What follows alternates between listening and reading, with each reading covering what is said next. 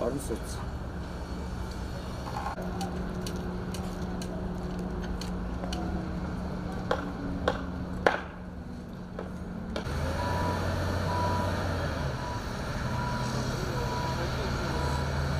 Энэ одоо батлагтай зүгээр юм чинь батлагтайг зүгээр юм чинь.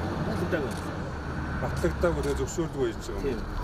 Энэ дээр нэгдээ хяналт энэ манайхнаас ямар хяналттай байж байгаа гэдэг дүрмээс Ашигт цаанаар юмуд мэдчихгүй явж байгаа.